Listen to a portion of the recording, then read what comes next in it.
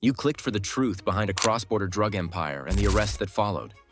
Here's the question we'll answer.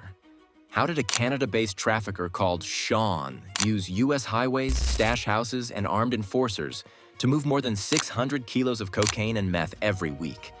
And why did his own network's theft spark a collapse that reached New York hotels? Stay with me to see how that internal heist triggered violence, why multiple districts moved in, and how coordinated law enforcement tore open a supply chain built to be untouchable. Before we move on, please take a moment to subscribe to the channel and like the video. How does a fake identity turn U.S. highways into a private conveyor belt for cocaine and meth? Start with Sean. He operated from Canada but sold credibility like a product. He told recruits he was a dirty cop with reach on both sides of the line. That story did the heavy lifting. It gave nervous drivers a reason to believe they had cover. It made rivals hesitate. It opened doors without a shot fired. Couriers and stash house managers heard the same message in different rooms. You're safe as long as you stick to the plan. The badge story traveled with the loads. If a stop happened, the tail was ready. He knew the radio codes, the patrol schedules, the right acronyms. Rivals stayed quiet because the rumor came with a shadow. Pushback and an off-duty friend might visit. Most never tested it. Recruitment moved through encrypted chats that vanished by design. Handlers screened drivers for steady work histories, clean records, and a tolerance for long, boring runs. The first run was always small. If it landed, the weight went up. Payments followed milestones. Pickup, proof of life photo, handoff, and confirmation from the next node. Each leg got a cut, and each cut arrived fast enough to keep people loyal. The badge story sat in the back pocket for the worst moments. A roadside question, a scale house delay, a nosy motel clerk. Authority calmed nerves more than any threat could. Organized crime leans on social engineering because authority lowers suspicion at logistics nodes. Uniforms, badges, and insider jargon flip a switch in the human brain. People yield to perceived power, especially in transactional spaces like warehouses, truck stops, and storage offices. The less time a worker spends wondering who you are, the faster the gate goes up. That's the edge Sean sold. The operation ran on a spine of stash houses in multiple states, each near interstates and freight corridors. Roles stayed tight. Dispatchers issued routes and code windows. Warehouse keepers managed rolling inventory and weighed in and out with simple ledgers. Enforcers floated, present at pickups, lingering at drop sites, following at a distance. Cells didn't know other cells. A driver met a dispatcher by voice, not face. A keeper saw a truck, not the upstream supplier. At peak, more than 600 kilos moved each week between cocaine and meth. Product rarely sat long. Inventory rolled through safe locations close to exits, with vehicles swapped and plates rotated. Speed beat spectacle. Violence waited behind the curtain, used only when a phone call and a schedule weren't enough. But everyone could see the outline of a gun under a jacket at least once. That sight kept hands off the boxes. Sean's corrupt cop persona removed sand from every gear. The choke points, stops, gates, questions, handoffs, lost friction the moment people believed a badge had their back. If a fake badge could move product, what let it move unseen across states for months? What makes a semi-truck, a storage lease, and a motel key as valuable as an armed convoy? They don't draw attention. They look like commerce, not crime. The loop ran simple on paper. Stash to truck to stash. Load staged at storage units or quiet houses near interstate ramps. A driver arrived with clean logs, a matching bill, and a clock to keep. The truck rolled on a normal route, hit fuel where the company always fueled, slept at the same 2 motels, and delivered to another stash that mirrored the first. The schedule wasn't flashy.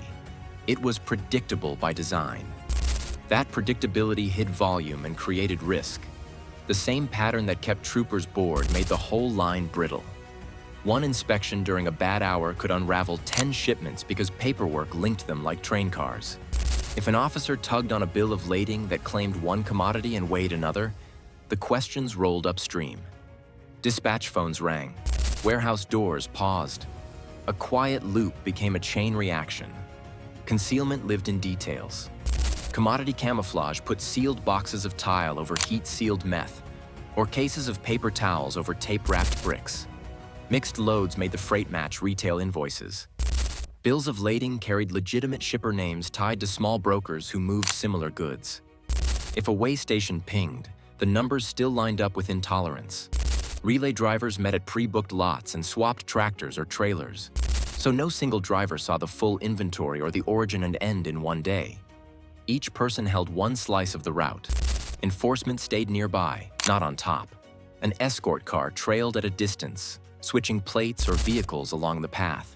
Meetings happened in motel rooms booked with throwaway cards, where a dispatcher handed a key and a code, not a lecture. Distribution nodes used controlled handoffs. The truck backed to a bay. A warehouse keeper moved pallets with the standard forklift. Cameras stayed on maintenance.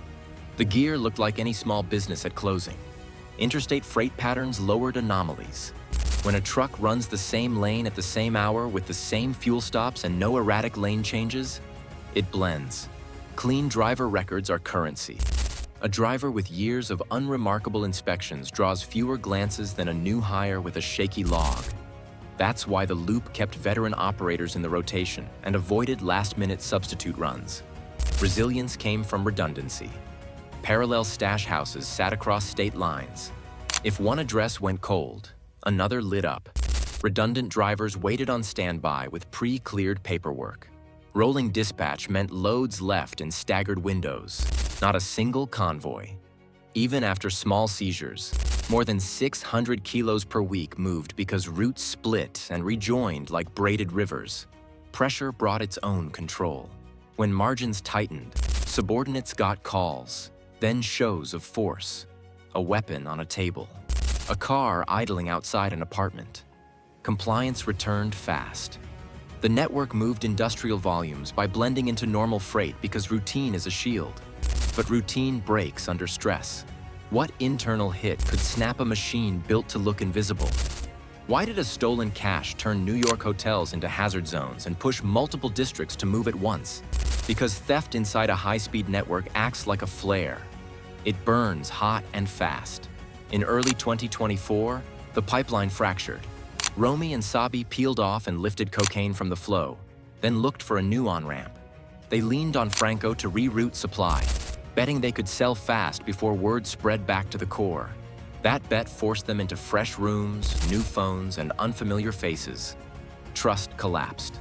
Enforcers started talking louder. Couriers heard warnings that sounded less like advice and more like ultimatums. Amrit's comments about consequences landed in the same windows where bags moved and keys changed hands, and that raised the temperature around city drop sites. In New York, hotels became contact points because a room key is simpler than a lease. But the churn of guests makes surveillance tricky. It also concentrates risk.